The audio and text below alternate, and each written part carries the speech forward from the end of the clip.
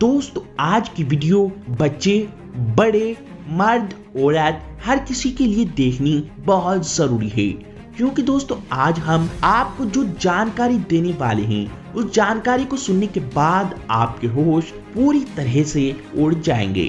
दोस्तों आज हम आपको फैक्ट्री के अंदर सुअर की चर्बी से बनने वाले सभी प्रोडक्ट साफ सुअर की चर्बी से बनते दिखाएंगे। दोस्तों सुअर की चर्बी से बनने वाले ऐसे प्रोडक्ट हैं जो आज आपकी डेली रूटीन डाइट में शामिल हो चुके हैं। दोस्तों मैं आपकी अधिक जानकारी के लिए बता दूं, सुअर की चर्बी का कंपनी इसलिए ज्यादा इस्तेमाल करती है क्योंकि सुअर के अंदर और सभी जानवरों से ज्यादा चर्बी पाई जाती है और ये सुअर की चर्बी टेस्ट को भी बढ़ाती है और कंपनियों को सुअर की चर्बी से बने प्रोडक्ट काफी सस्ते भी पड़ते हैं। दोस्तों आज सुअर की चर्बी का दालों तक में इस्तेमाल किया जा रहा है। दोस्तों आप सोच रहे होंगे कि कैसे दालों में सुअर की चर्बी का इस्तेमाल किया जा रहा है, तो दोस्तों ये सब आज आप फैक्ट्री के अंदर खुद बनते देखेंगे। क्या मिलाते हो दाल में? जानवरों की चर्बी मिलाते हैं, टेस्ट बढ़ता है उससे।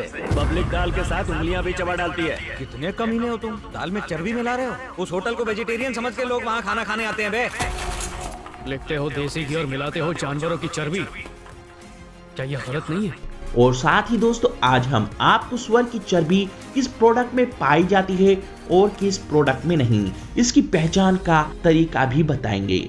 तो इसीलिए दोस्तों वीडियो को पूरा देखें और हमारी कड़ी मेहनत से तैयार इस वीडियो को लाइक भी जरूर कर दें। तो चलिए देखते हैं कि कैसे सुअर की चर्बी से खाने की चीजें बनाई जाती हैं।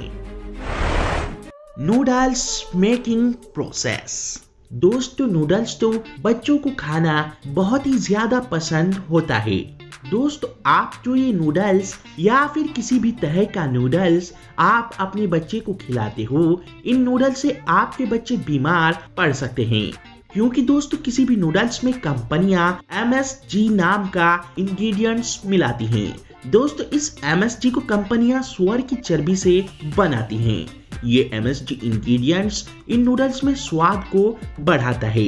हालांकि दोस्तों इस MSG इंग्रेडिएंट्स को मक्का, स्टार्च और गन्ने से भी बनाया जा सकता है, लेकिन ये कंपनियां ज्यादा मुनाफा कमाने के लिए मीट इंडस्ट्री से वेस्ट के रूप में आई सुअर की चर्बी का इस्तेमाल करती हैं।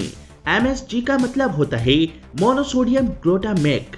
MSG से सर दर्द होना, चक्कर आना, पेट खराब होना या फिर पेट में जलन होना जैसी कई बीमारियां हो सकती हैं।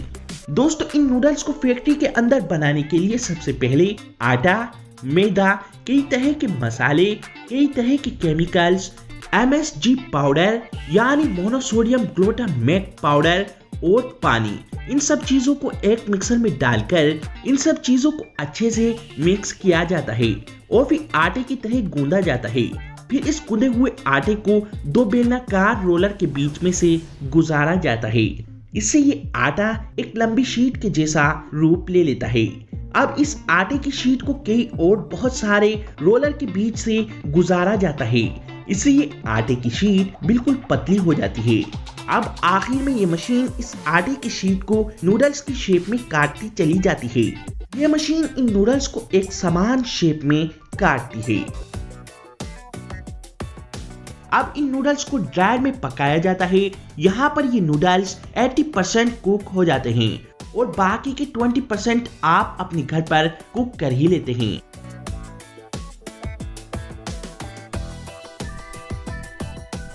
आप ड्रायर में ये नूडल्स पकने के बाद इन नूडल्स को एक और कटर मशीन की मदद से छोटे छोटे नूडल्स के रूप में काट लिया जाता है। अब इन नूडल्स को पन्नी में पैक कर मार्केट में भेज दिया जाता है। ऐसे फैक्ट्री में नूडल्स को तैयार किया जाता है। Kurkure making process. दोस्तों कुरकुरे बनाने के लिए कई चीजों का इस्तेमाल किया जाता है, जैसे कॉर्न मील, ग्रेप मील और कुरकुरे का कई चीजों से मिलाकर तैयार किया गया स्पेशल मसाला और MSG यानी मोनोसोडियम ग्लूटामेट जो सुअर की चर्बी से तैयार किया जाता है। इन चीजों का इस्तेमाल किया जाता है। फिर इस रॉ मटेरियल को एक बड़े सारे ग्राइंडर में डाला जाता है और फिर इन सब चीजों को अच्छी तरह मिक्स करने के बाद इस मिक्सचर को एक कुरकुरे की शेप देकर इन्हें फ्राई किया जाता है।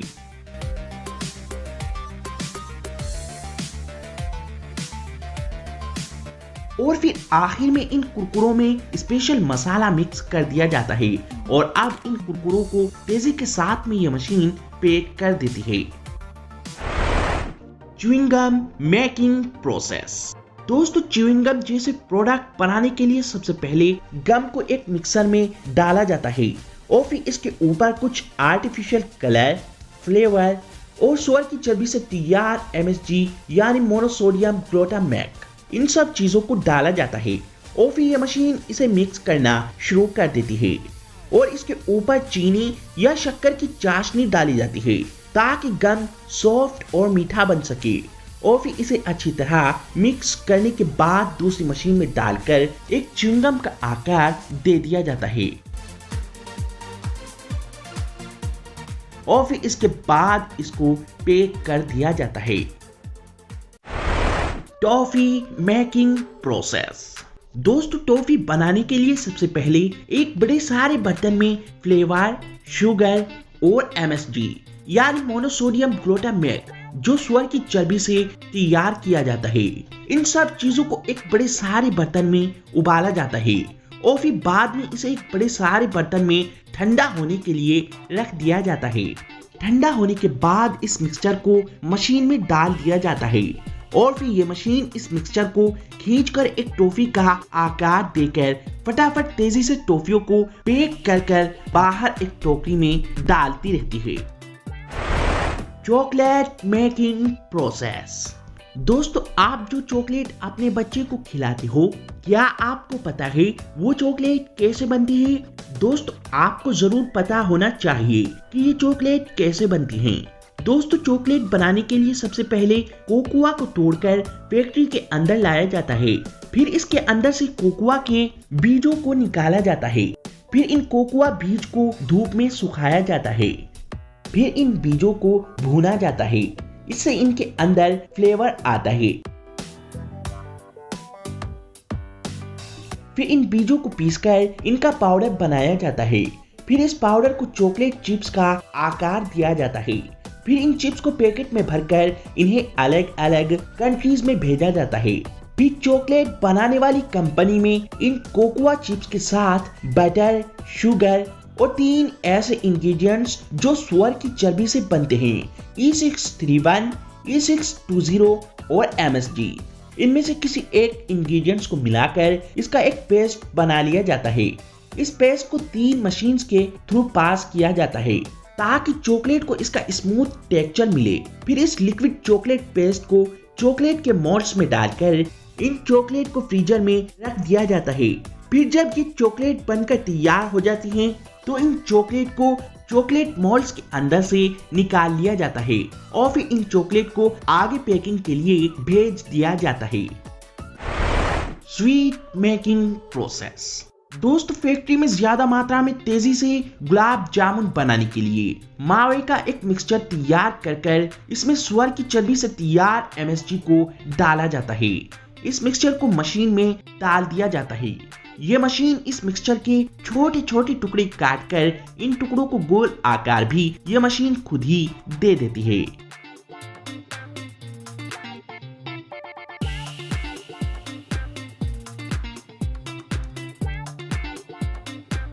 फिर इनको तेल में फ्राई करके चीनी की बनाई गई चाशनी में 2 घंटों तक रखा जाता है और फिर इन गुलाब जामुन को डब्बों में पैक कर दिया जाता है। इस तरीके से फैक्ट्री में मिठाइयां तैयार की जाती हैं। Soap making process. दोस्तों, नहाने का साबुन बनाने के लिए सबसे पहले ग्लिसरीन, फैटी एसिड और सुअर की चर्बी से तैयार MSG जैसे इंग्रेडिएंट्स को एक साथ मिलाकर इनका एक बारीक पाउडर बना लेते हैं। उसके बाद इस पाउडर को मशीन में डाल देते हैं। फिर बाकी का साबुन बनाने का सारा काम ये मशीन खुद करती है। ये मशीन नहाने का साबुन ऑटोमेटिकली तैयार कच्चे माल के हिसाब से बनाती चली जाती है।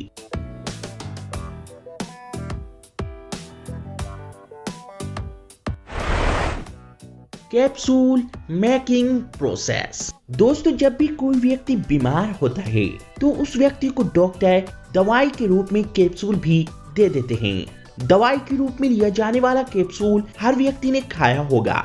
शायद ही कोई ऐसा व्यक्ति हो जिसने कैप्सूल ना खाया हो। लेकिन दोस्तों आप ये बात जरूर जानकर चौंक जाएंगे, इस कैप्सूल को बनाने में सुअर और सांड के मांस का यूज किया जाता है। दोस्तों कैप्सूल का जो कवर होता है वो दिखने में प्लास्टिक का लगता है, लेकिन दोस्तों ये कवर जिलेटिन से बना होता है। जिलेटिन मांसाहार की श्रेणी में आता है। जिलेटिन बनाने का एकमात्र स्रोत जानवरों का मांस ही होता है। इस जिलेटिन को बनाने के लिए सुअर और सांड का इस्तेमाल किया जाता है, जो इन जानवरों के खून और इनकी जोड़ों के अंदर पाए जाने वाले टिश्यू को उबालकर इस जिलेटिन को प्राप्त किया जाता है। और ये जिलेटिन बनाने की सारी प्रक्रिया फैक्ट्री के अंदर ही होती है। दोस्तों कौन सा कैप्सूल जानवरों के मांस से तैयार किया गया है, इसकी पहचान का सबसे सरल तरीका यह है कि जिस कैप्सूल के पैक के ऊपर हार्ड जिलेटिन लिखा होता है वे कैप्सूल जानवरों के खून और मांस से तैयार किया गया होता है। दोस्तों कैप्सूल फैक्ट्री में बनाने के लिए सबसे पहले कंपनियां कैप्सूल के कवर को तैयार करती हैं।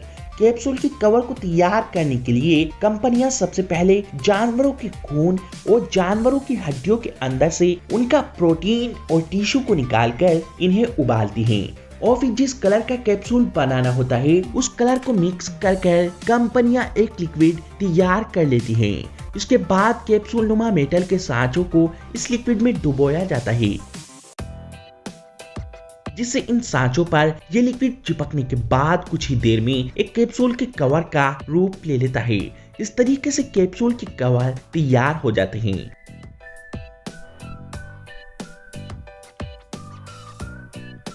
और फिर इन कैप्सूल के कवर के अंदर दवाई के पाउडर को भरा जाता है। इसके बाद ये मशीन कैप्सूल के ऊपर वाले कवर को और नीचे वाले कवर को अच्छी तरह बंद कर कैप्सूल को तैयार कर देती है और फिर आखिर में इन कैप्सूल को पैक कर मार्केट में भेज दिया जाता है। दोस्तों कौन सा प्रोडक्ट सुअर की चर्बी से नहीं बना हुआ है, इसकी पहचान का सरल तरीका ये है कि आप जिस प्रोडक्ट को भी खरीदें उसको खरीदने से पहले उसके पैक पर लिखी इंग्रेडिएंट्स लिस्ट पढ़ें। अगर इंग्रेडिएंट्स लिस्ट में आपको MSG, E631, E620 लिखा दिखे तो तुरंत आप समझ जाएं कि इसमें सुअर की चर्बी का इस्तेमाल किया गया है। और हाँ दोस्तों सबसे जरूरी बात, अगर हम इससे भी अच्छी वीडियो बनाएं तो इस वीडियो को लाइक, शेयर और चैनल को सब्सक्राइब करना मत भूलें।